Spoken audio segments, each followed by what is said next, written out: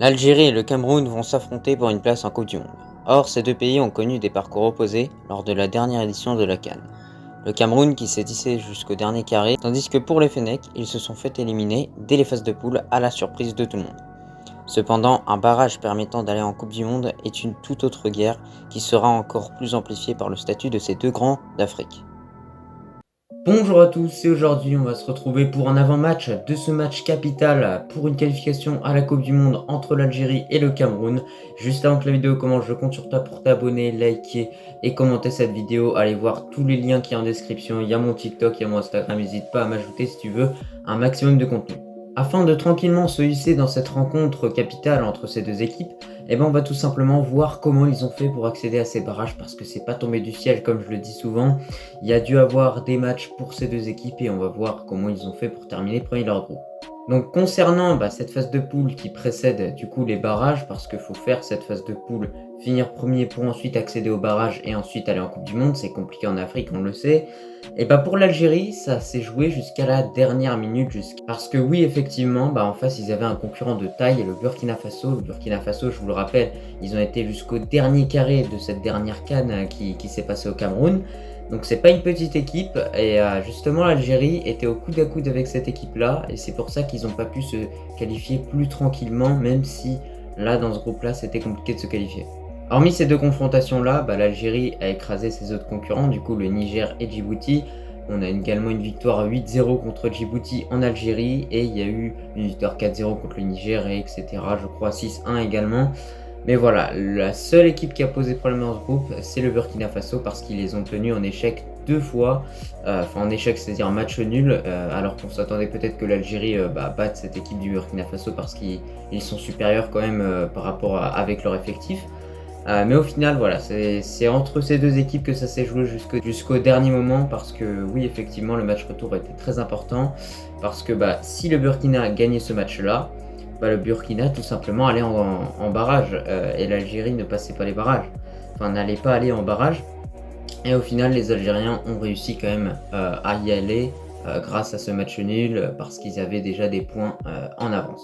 Pour le Cameroun, concernant les phases de poule, il s'est passé exactement le même cas de figure parce que tout simplement ils sont tombés avec un très très grand en Afrique. Si je vous parle de Drogba, que je vous parle de Gradel, tout ça, toutes ces légendes de la Côte d'Ivoire, bien évidemment, on parle de la Côte d'Ivoire qui était dans le groupe du Cameroun pour les phases de poule de qualification à cette Coupe du Monde pour accéder au barrage. Au final, ils ont réussi à passer à la dernière journée. Voilà, il y avait cette fameuse confrontation entre ces deux équipes, entre le Cameroun et la Côte d'Ivoire. En tout cas, c'était vraiment une finale, clairement, ces matchs-là pour les deux équipes parce que celle qui gagnait ou celle qui tout simplement maintenait son nombre de points allait en barrage. On doit faire un petit récap de ce que le Cameroun a fait lors de ces phases de poule. Tout simplement, ils se sont inclinés en Côte d'Ivoire, 1-0.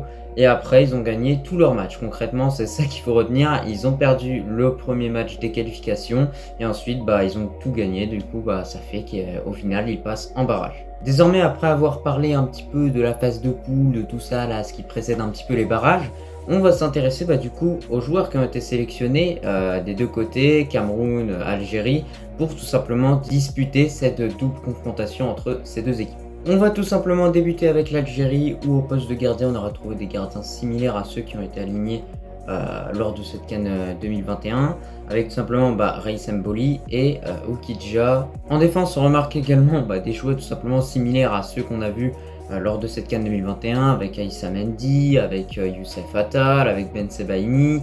Et il y en a d'autres, voilà, je vais pas tous les citer, de toute façon la liste sera bien évidemment affichée, tu pourras mettre pause pour la regarder tranquillement. Comme pour les gardiens et la défense, au milieu de terrain, on aura des joueurs qui ont évolué lors de la CAN 2021 avec tout simplement Benasser. Boudaoui, je crois pas qu'il n'avait été sélectionné avec cette équipe de l'Algérie, en tout cas je ne l'avais pas aperçu.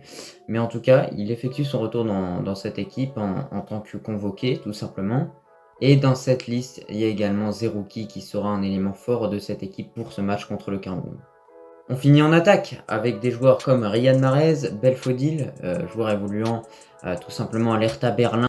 Il y a également le nouveau joueur de Brest, donc Youssef Belaïli. Voilà, on sait que c'est un bon ailier qui peut apporter beaucoup à cette équipe, qu'il était présent lors de la CAN 2019, lors de la CAN 2021 et que c'est un bon joueur. Désormais, on va s'intéresser à la liste du Cameroun et on va directement commencer au poste de gardien avec tout simplement Onana. Ça paraît tout simplement logique que ce soit lui le number one. Alors, il a eu un accident il y a peu de jours, mais en tout cas, apparemment, il y a zéro gravité. Quand j'ai entendu ça, j'ai dit Onana va être pris dans la liste. Du coup, Onana, bien évidemment, va venir avec cette équipe du Cameroun. Alors, malgré qu'ils aient changé d'entraîneur, il y a une liste qui est encore une fois similaire à celle de la CAN 2021. Bon, il y a certains joueurs qui n'ont pas été sélectionnés avec cette équipe du Cameroun, comme Bassogog, NG, voilà, il y en a d'autres où ça fait beaucoup parler. Également, du côté de l'Algérie, j'ai oublié de le dire précédemment, mais il y a Bounedjah qui n'a pas été sélectionné. Ça a fait énormément parler en Algérie. Mais en tout cas, pour le Cameroun, il y a quand même des grands noms comme Collins Faye, le défenseur droit qui a très bien joué durant la CAN. Du coup, c'est pour ça qu'il est directement sélectionné. Il y a Toko Ekambi, Abou Bakar, excusez-moi. Voilà, il y a Anguissa qui sera également forfait et Ngalameu, le joueur Young Boys de Berne. Du coup, voilà, il y a pas mal de coups durs pour le Cameroun, mais c'est pas pour autant qu'il y a un petit effectif. Je vous affiche tout simplement la liste, vous pouvez la regarder tranquillement. Ça évite que je cite tous les joueurs un à un, bien évidemment. En tout cas, voilà, il y a des choix forts qui ont été réalisés par les sélectionneurs des deux côtés. Il y a tout simplement le choix de Belmadi, excusez-moi, d'écarter Bounedjah. Il y a le choix de Robert Song, tout simplement d'écarter Bassogog, d'écarter NG, qui sont quand même des cadres dans cette équipe du Cameroun. Du coup, c'est des choix forts. On va voir maintenant s'ils ont fait les bons choix, parce que c'est quand même deux matchs qui sont capitaux. Après avoir vu un petit peu l'aspect liste pour ces deux équipes, je vais tout simplement vous proposer deux 11 pour du coup le Cameroun et l'Algérie. Deux 11 que j'ai fait moi-même, deux 11 que j'ai dû rafistoler avec ces choix surprenants tout simplement des deux sélectionneurs. Du coup, j'espère en tout cas qu'ils vont vous convenir, mais en tout cas j'ai fait les meilleurs 11 pour moi possibles pour une confrontation comme un barrage pour aller à la Coupe du Monde. Du coup, pour l'Algérie, on commence directement au goal avec Raïs Mboli. Là, ça paraît carrément logique. C'est le gardien qui est toujours là en train de les sauver, bien évidemment. C'est un très bon gardien qui a beaucoup servi à cette équipe pour tout simplement acquérir ce titre de CAN 2019. Et pour moi, il est essentiel dans un match de cette envergure. Pour la défense, j'ai décidé de mettre une défense à 4, ça paraît extrêmement logique pour cette équipe de l'Algérie. On va commencer à droite avec Youssef Attal, le joueur de Nice qui réalise une excellente saison, tout comme son club qui est tout simplement 3ème de Ligue 1, donc c'est énorme ce qu'ils font. Ensuite, dans cette charnière centrale, j'ai décidé de mettre Aïssa Mandi ainsi que Ben Lamri. Donc voilà, deux bons joueurs qui se connaissent bien, qui savent bien défendre ensemble. Du coup, je ne verrais pas pourquoi on mettrait d'autres défenseurs à leur place. Et en défenseur gauche, Ben Sebaini. Comme on est dans un 4-2-3, on se retrouve avec les deux milieux qui vont être en dessous des ailiers et du milieu offensif et de l'attaquant. Et du coup, j'ai décidé de mettre le duo Bennacer-Zerouki parce que c'est deux excellents joueurs et qui peuvent beaucoup apporter pour cette équipe d'Algérie, tout simplement parce que Bennacer avec ses passes, Zerouki avec sa qualité de récupération. Donc voilà, c'est deux bons joueurs et en tout cas, je pense qu'ils peuvent former une très bonne paire contre le Cameroun au match aller et au match retour. On va continuer avec maintenant les ailiers et du coup directement à droite. Avec Riyad Mahrez, voilà, ça paraît logique, c'est lui qui porte le brassard de capitaine, c'est lui qui est capable de déclencher des enroulés, c'est lui qui est dans l'équipe qui est première en première ligue. Du coup, je pense que c'est obligatoire de le mettre clairement et ça paraît carrément logique, du coup c'est pour ça que je le mets. De l'autre côté, à gauche, on retrouvera Belaïli, le joueur de Brest qui délivre plutôt des très bonnes performances avec l'Algérie et des très bonnes performances avec Brest. Bon, avec l'Algérie, en CAN 2021, il n'a pas été fou, mais si on prend les matchs avant, il a été plutôt très très bon. Donc, du coup, c'est pour ça que je le mets dans cette équipe, tout simplement. Enfin, le poste de buteur avec l'absence de Bounedjah, vous en êtes bien douté, je vais mettre bien évidemment Islam Slimani. Pour la composition du Cameroun, on commence directement au poste de gardien avec Onana. Malgré l'accident, moi je le mets direct sur le terrain. Il a eu aucune blessure, du coup c'est pour ça que il va jouer ce match, tout simplement. S'il serait blessé, il ne le jouerait pas. Dans la continuité, on va continuer avec une défense à 4 pour cette équipe du Cameroun avec tout d'abord en défenseur droit Collins Faye que j'avais évoqué précédemment dans la vidéo. Ensuite, charnière centrale composée de Nga2 ainsi que Castelletto. Et en défenseur gauche, Tolo. Ensuite, j'ai décidé de placer tout simplement un milieu à 5, mais en fait c'est un peu spécial parce que j'ai mis un milieu défensif et 4 joueurs offensifs après. Du coup, en milieu défensif, je décide de mettre Goué parce que c'est un joueur qui a été titulaire à plusieurs reprises dans des matchs importants lors de cette CAN 2021. Ensuite, plutôt Devant lui, il y en aura deux, ce sera Koundé et tout simplement Onana, le joueur de Lille. Et on va continuer sur les côtés avec à droite Choupo-Moting, tout simplement parce que c'est un joueur qui a de l'expérience. Et de l'autre côté, il y a Karl Toko Ekambi, du coup c'est pour ça que je mets Choupo-Moting de ce côté-là. Et du coup, à gauche, on en vient avec Karl Toko Ekambi qui est un élément clé de cette équipe, qui est un élément qui marque beaucoup de buts et qui apporte beaucoup pour cette équipe. Bon, bien évidemment, à droite, j'espère que Choupo-Moting pourra combler l'absence de Anniga Lameux.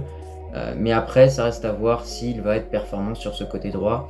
Et pour finir en buteur, j'ai décidé de mettre Aboubacar. Désormais maintenant, si je devrais vous donner deux noms à suivre pour ces barrages, le premier serait tout simplement Riyad Mahrez, voilà, joueur de Manchester City qui marque énormément avec cette équipe maintenant. Est-il capable d'être bon avec cette équipe de l'Algérie et d'oublier cette CAN 2021, de prendre ça comme un oubli, de prendre ça comme rien du tout, voilà, tout simplement passer au travers de cette CAN 2021 et penser à la Coupe du Monde. Et de l'autre côté, Karl Toko Ekambi, tout simplement parce que lui aussi, il faut oublier la CAN, ça a été compliqué pour eux, ils sont allés jusqu'en demi-finale, jusqu'à se faire éliminer cruellement par l'Égypte au tir au but, mais je pense que Karl Toko Ekambi sera vraiment un joueur à suivre parce que quand Karl Toko Ekambi est mauvais, souvent c'est toute l'attaque du Cameroun qui est mauvaise. Alors la dernière confrontation qu'il y a eu entre ces deux équipes, c'était il y a très longtemps, mais en tout cas, je m'en rappelle, le Cameroun avait gagné 2-0 face à cette équipe des Fennecs. Ça date vraiment ce match-là.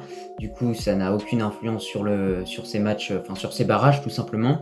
Du coup, moi, si je devrais vous donner un pronostic, je sais vraiment pas. C'est comme pour République démocratique du Congo contre le Maroc, même si j'espère que le Maroc gagnera.